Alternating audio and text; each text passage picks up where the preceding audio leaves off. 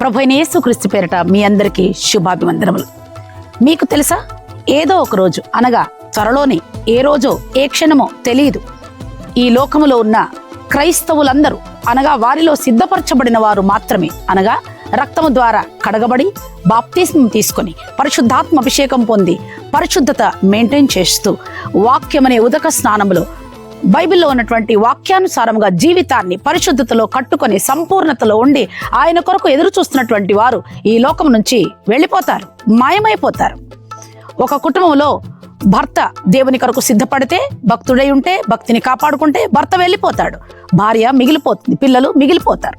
అలాగే కుటుంబంలో ఎంతమంది సిద్ధపడతారో అంతమంది ప్రభు రాగానే రెప్పపాటులో మార్పు చెంది ఎత్తబడతారు.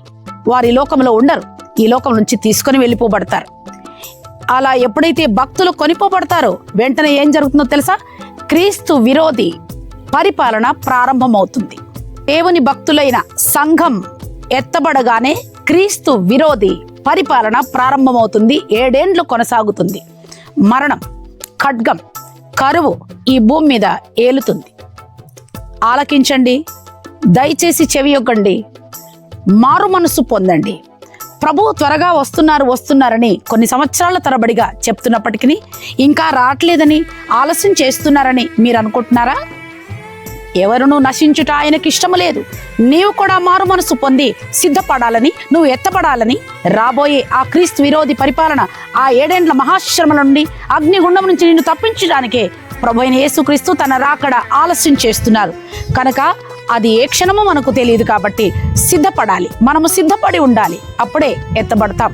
ప్రియ చెల్లి, తమ్ముడు, అక్క, అన్నయ్య, మనము సిద్ధపడ్డ కొరకే ఆత్మీయతలో ఆయన కోరిన స్థాయి, ఆయన సంపూర్ణతకు తగిన సంపూర్ణత మనకు రావాలనే పెండ్లి కుమార్తె సిద్ధపాటు సభలు ఫిబ్రవరి 25, 26 ప్రతిరోజు సాయంత్రం 5 గంటలకు R convention hall, DMart building, సికింద్రాబాద్లో నిర్వహిస్తున్నాం.